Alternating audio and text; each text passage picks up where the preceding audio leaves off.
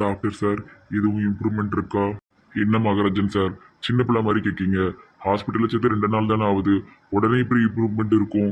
மதுரையில் எங்களுக்கு ஒரு வீடு இருக்கு, அதை வித்துனாலும் தாரோம். ஐயா என் அவளை காப்பாத்திருங்க ஐயா. எவ்வளவோ சொன்னேன், தேங்காய் மாங்காய் வியாபாரம்லாம் வேண்டாமன்னு. இப்படி மண்டை உடஞ்சி கிடக்காளையாம் அவ. கொஞ்ச நேரம் அமைதியாக தான் இருக்கிறேன், டாக்டரை பேச விடு. மைனியோ, உங்க மண்டை உடஞ்சா உங்களுக்கு தெரியும், உடஞ்சது ஏமாவ மண்டல்ல. மகராஜன், இந்த மாதிரி கேஸ்ல நமக்கு நிறைய பொறுமை வேணும், நிறைய வெயிட் பண்ணணும். வெயிட் பண்ணுவோம், அதுக்கு மேல கடவுள் விட்ட வழி. எனக்கு நம்பிக்கை இருக்கு, கண்டிப்பா தர்ஷினிக்கு குணமாயிரும். மனசை தளர விடாதீங்க பாண்டியமாத்த. ஐயோ ஐயோ ஐயோ ஐயோ. ஹலோ, என்னாச்சு சார்? 1000 லிட்டர் தேங்காய் எண்ணெய் அனுப்பி வைக்கிறதா சொன்னீங்க, 2 நாள் ஆச்சு, இன்னும் தேங்காய் எண்ணெய் வரல. என்னாச்சு? என்ன இதுதான் நீங்கள் பிஸ்னஸ் பண்ணுற லட்சணமா? சார் பிஸ்னஸ் நடத்திக்கிட்டு இருந்த அந்த பொண்ணுக்கு ஒரு சின்ன ஆக்சிடென்ட் சார், கொஞ்சம் டைம் கொடுங்க. நல்ல கதையாக இருக்க, அதுக்காக நான் நஷ்டப்பட முடியுமா? எனக்கு தெரியாது, நாளைக்கு நைட்டுக்குள்ளே எனக்கு எண்ணெய் வந்தாகணும். ஆ சரி சார். யாருப்பா போன்ல? 1000 லிட்டர் எண்ணெய் தர்றதா தர்ஷினி சொல்லியிருப்பா போல, அவங்க இப்போ ஃபோன் பண்ணி கேட்காங்க. இந்த நேரத்தில் அவ என்ன செய்ய முடியும்? நீ நிலைமை எடுத்து சொல்லு. சொல்லிட்டேன், நாளைக்குள்ள வேணுங்கிறாங்க. சரி, நான் ஏதாவது பண்ண பார்க்க. இங்கரு, இப்ப தர்சினி தான் முக்கியம். ஃபேக்டரி தேவையில்லாதது, இழுத்து மூடனாலும் மூடிட்டு கடை. முதல்ல இவ்வளவு சரியா பண்ணுவோம். இல்ல சித்தி, எனக்கு காசு போறதை பத்தி பிரச்சனையே இல்லை. ஆனா தர்ஷினி ரொம்ப கஷ்டப்பட்டு இதை எடுத்து நடத்தினது. அவளுக்கு இப்படி ஆயிட்டு நம்ம இழுத்து மூடிட்டோம், இல்லை சரியா பண்ணாம விட்டுட்டோம்னா கண்டிப்பா அவ மனசு உடைஞ்சு போயிருவா. அதனால நான் அப்படி விட மாட்டேன். எங்க நிலைமைக்கு இதெல்லாம் எங்களுக்கு தேவையா? ஒரு நல்ல மாப்பிள்ளையா பார்த்து என் அவளுக்கு கெட்டி வச்சிருந்தா அவ சந்தோஷமா அழகு போல இருந்திருப்பா. தேவையில்லாம 2 கொடிக்கு ஃபேக்டரி எடுத்து வச்சுக்கிட்டு தேங்காவா விட்டு தேங்காவை எடுத்து என் மக மண்டையில அடிச்சு இப்படி பண்ணுது. எல்லாமே எனக்கு என்னமா செய்யட்டும்? பாண்டி அம்மா, நீ இப்படி புலம்பிட்டே இருந்தேன்னா அந்த பிள்ளைக்கு தான் ஒரு மாதிரி இருக்கும். அந்த பிள்ளைக்கு தான் ஒண்ணுமே தெரியலையே, வாயை பழந்துட்டு கிடக்கு. ஐயோ ஐயோ ஐயோ, மதுரையை விட்டு போகாதடி, நீ மண்டை உடைஞ்சி வீட்டுல கிடப்ப. சரி, நொய் நொய் நொய் நொயின்ட்டு வாரா. 1000 லிட்டர் எண்ணெயை நாளைக்கு டெலிவரி பண்ணுறதா இதில் எழுதியிருக்கு. எப்படி பண்ண முடியும்? சரி பரவாயில்ல, எப்படி தர்ஷினி மேடம் ஓரளவு ரெடி பண்ணி தான் வச்சுருப்பாங்க. மீதி வேலையை மட்டும் நம்ம பார்த்தா போதும். பார்ட் டைம் ஜாபாக இதை பார்க்காம 2 நாள் காலேஜ் லீவ் போட்டு இந்த 1000 லிட்டர் எண்ணெயை அனுப்பிடணும். பாவம் அந்த மேடம். காய்ஸ், எல்லாரும் கொஞ்சம் இன்னைக்கு பரபரப்பாக ஒர்க் பண்ணணும். அப்போ தான் தர்ஷினி மேடம் சொன்ன மாதிரியே 1000 லிட்டர் எண்ணெயை அனுப்ப முடியும். ப்ளீஸ் எல்லாரும் போய் கொஞ்சம் நேரம் காலம் பார்க்காம ஒர்க் பண்ணுங்க. Okay sir. தம்பி, உங்ககிட்ட ஒன்று சொல்லணும்ப்பா. சொல்லுங்க சார். தம்பி, ஏதோ ஒரு கம்பெனிக்கு தர்ஷினி 1000 லிட்டர் தேங்காய் எண்ணெய் கொடுக்குறதா சொல்லியிருக்கா போல. இப்போ அவங்க ஃபோன் பண்ணி ஒரே பாடாப்படுத்துறாங்கப்பா. உன்னால கொஞ்சம் முடியுமாப்பா?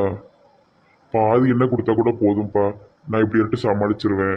அந்த மெயிலை நானும் படித்தேன் சார். அதுக்கான எல்லா ஏற்பாடையும் நான் பண்ணிட்டேன். நாளைக்கு ராத்திரிக்குள்ள அவங்க சொன்ன மாதிரியே 1000 லிட்டர் எண்ணெய் அவங்க கைக்கு கிடச்சிரும். அதுக்கு நான் பொறுப்பு. உண்மைக்குமாப்பா சொல்ற? நிஜமா தான் சார், என்ன நம்புங்க.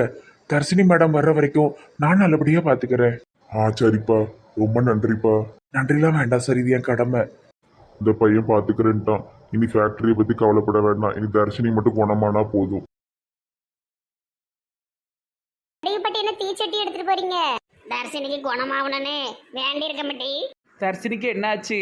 உங்களுக்குலாம் விஷயமே தெரியாதா? அவன் மண்டையில தேங்காய் விழுந்துட்டு கோமால கிடக்கா. அட கடவுளே, நல்ல பிள்ளையாச்சே. ஆமா ஆமா, நீங்க நடந்து போங்க, உங்க வழியில நாங்க காலைல தண்ணி ஊத்திட்டு வரோம். சரிம்மா. ஏட்டி ஒரு சில்வர் கூட எடுத்துக்கிடுவோம், பாட்டிக்கு நடந்து போற வழியில காலைல தண்ணி ஊத்திட்டு போவோம். சரிக்கா, வாங்க போவோம். ஓம் சக்தி பராசக்தி.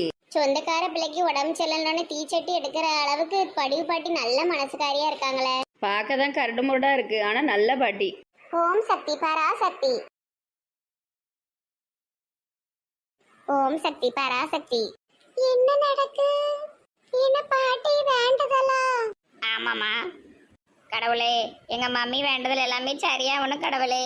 ஆஸ்பத்திரியில கிடக்கா, அவ கண் மலிச்சு நினைவு திரும்பிடணும். தாயே, நீ தான் அருள் புரியணுமா. தீச்சட்டியை தூக்கிட்டு வந்திருக்கேன், அடியில வேப்பலை கூட வைக்காம தூக்கிட்டு வந்திருக்கேன். எனக்கு முடிஞ்ச அளவு நான் செஞ்சுட்டேன். இன்னும் 2 நாளைக்குள்ள அவ கண் முழிக்கணும். உன் வேண்டுதல் கண்டிப்பா நடக்கும் வடிவு பாட்டி. எல்லாரும் கோலை விடுங்கட்டி. இன்னைக்கு எங்க வீட்டுல அன்னதானம் டீ, எல்லாரும் சாப்பிட வந்துருங்க. கண்டிப்பாக வந்துருந்தோம் பாட்டி. என்ன பாபு சார் காலையிலேயே ஒரு மாதிரி டென்ஷனா இருக்கீங்க? அதான் சுந்தரி மேடம், அந்த 10,000 ரூபாய் தொலைஞ்சதில்ல, அதுக்கு விடையே தெரியல பத்துக்கிடுங்க. எப்படி பாக்கெட்ல இருந்தது காணாம போகும்? ரொம்ப ஆச்சரியமா இருக்கு. சில ஜென்மங்கள் இப்படிதான் அடுத்தவங்க காசை திருட்டிட்டு சந்தோஷமா சுத்துறாங்களோ. சி.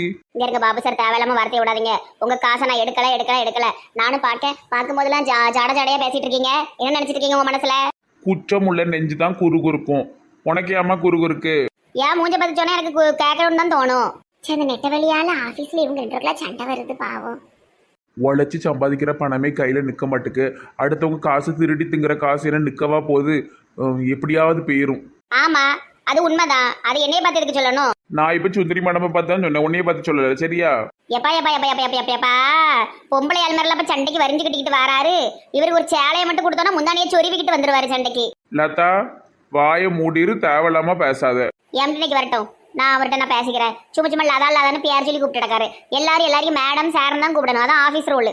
ஆமா, இவ பெரிய இவ. பாபு சார், எதையுமே தீர விசாரிக்காம நம்மளே ஒரு முடிவு எடுக்கிறது தப்பு. தூர பொங்க சுந்தரி மேடம், எனக்கு தெரியும். இந்த இருக்க பாருங்க, இவ பயங்கரமான ஆளு. இவ போட்டுதான் தேவையில்லாம இந்த ஆளு பேசிக்கிட்டு இருக்காரு. உண்மையிலே இவர் பரிசை திறந்து எல்லா காசையும் எடுத்துட்டு ஒரு நாள் நான் ஓட தான் போறேன். Good morning sir. Morning sir. Latha, நேற்று ஈவினிங் ஒரு ஃபைலை முடிக்காம வச்சிருந்தீங்களே, அதை முடிச்சிட்டிங்களா? காலையில வந்தோடனே முடிச்சிட்டேன் சார். அதை போய் எடுத்துட்டு என் டேபிளுக்கு வாங்க. Okay sir. பாபு, உங்ககிட்ட கொஞ்சம் பேசணும். என் ரூமுக்கு வாங்க. இவரு மூஞ்சி நிக்கிறதுக்கு இஞ்சி தின குரங்கு மாதிரி இருக்கு. என்னமோ பொண்டாட்டிக்கிட்ட எதுவும் சண்டையை போட்டு வந்திருப்பாரு. நமக்கு என்ன வந்திருக்கு? மூஞ்சி தூக்கில வச்சு பேசிக்கிட்டு இருக்காரு. என்னமோ தெரியல. நான் போய் என்னன்னு கேட்டு வரேன் சுந்தரி மேடம்.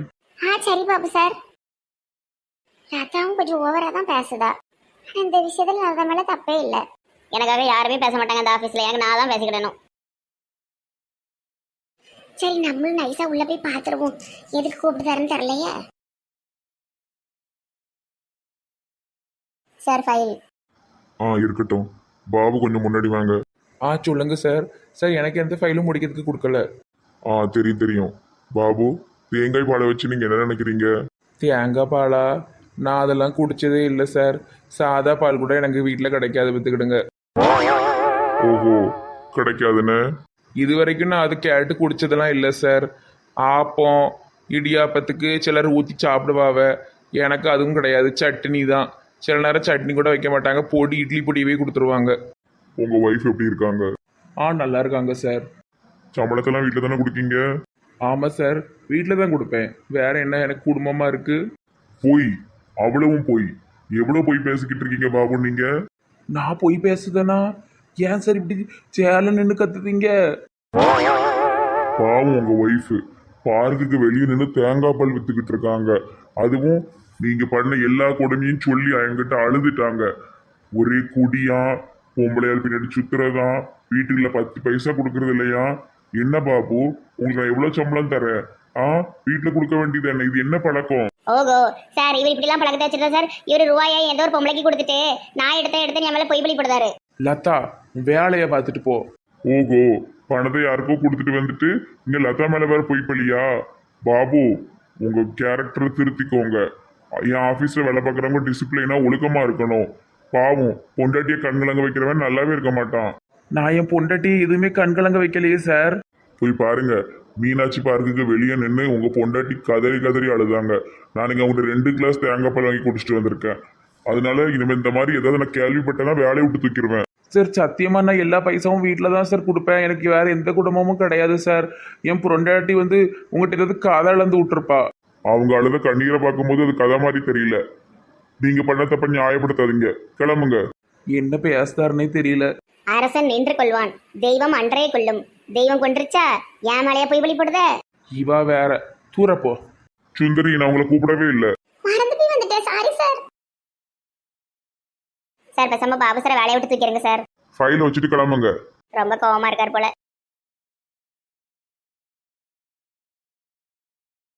என்ன பாபு சார், என்னதான் நடக்கு? எனக்கே ஒண்ணு விளங்கல சுந்தரி மேடம். நேத்துக்கு நெட்டவழி எதுவும் தேங்காய் பால் கடை போட்டாலோ? சொல்லவே இல்லையே என்கிட்ட அப்படி எதுவும்.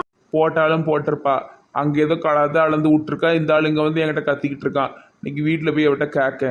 நெட்டவழி வேண்டாத வேலையை பூரா பாப்பா பாசை. செல்லம் பாரு பாரு, பாட்டி மண்டையில பேன் பாரு.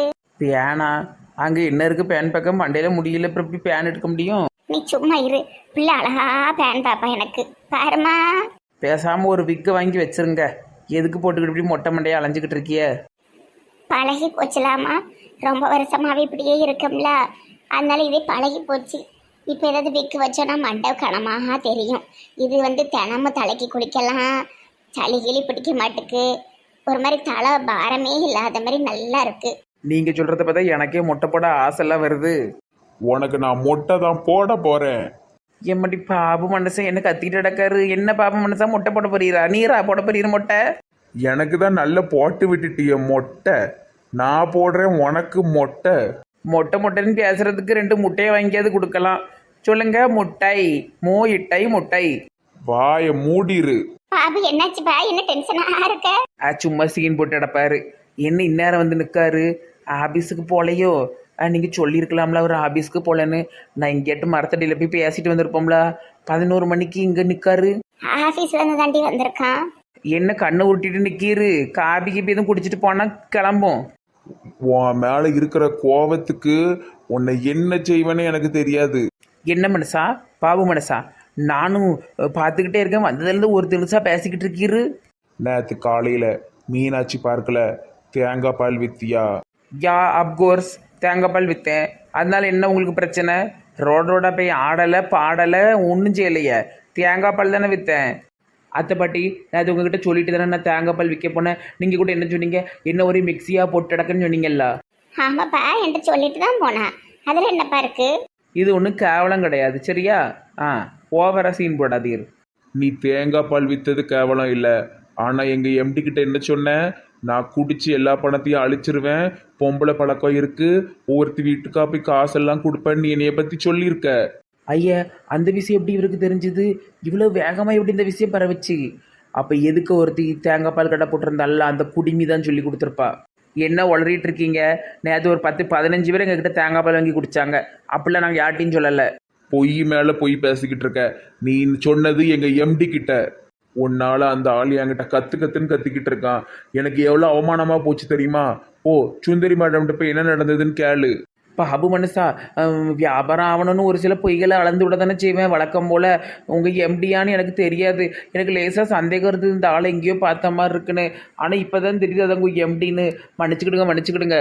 என் மூஞ்சிலே முழிக்காத. நான் இனி உங்ககிட்ட பேசவே மாட்டேன். சித்தி, இனி இவ என் கூட பேசக்கூடாது. இவ கையில தண்ணி காப்பி எதுவுமே நான் குடிக்க மாட்டேன். பாபு, ஒரு நிமிஷம் நில்லுப்பா. என்னடி ஏதாவது வேண்டாத வேலை பண்ணி வச்சுக்கிட்டே இருப்பியா? சார், பாவம் தெரியுமா அவன். உனக்கு என்னதான் பிரச்சனை? விற்கிறதுக்காக என்னனாலும் போய் சொல்லுவியா? எம்மாடி எப்பவும் போலதாம்மா அளந்து விட்டேன். நீங்கள் வேற எரியறத்தில எண்ணெயை ஊற்றாதீங்க அத்தை பாட்டி. பாபு மனுஷா, பாபு மனுஷா, டைவர்ஸ் பண்ணிடாதீரு. எங்க டேடி நைனாட்டெல்லாம் போய் மனசு இருக்க முடியாது. வேலை செய்ய வச்சு கொண்டு விடுவாரு கொண்டு. பாருங்க என்ன கூத்தெல்லாம் நடக்குன்னு. இந்த பிள்ளைய கொண்டு இதுல பள்ளிக்கூடத்துல சேர்க்கணுமே வைக்கணுமே அந்த கவலைலாம் இல்லை. அவ பாட்டுக்கு தெரியுதா, என்னத்த சொல்ல. மர்மவ வியாபாரம் தானம்மா பண்ணிருக்கா, அது இப்படி ஆயிட்ட. உண்மையை சொல்லி வியாபாரம் பண்ணா பரவாயில்ல, எதுக்கு இந்த புழுகுனி வேலை? பாய திறந்தாலே பொய். ஒரு நாளைக்கு ஒரு 10-15 பொய்யாட்டு பேசிடுதா, என்னத்த சொல்ல.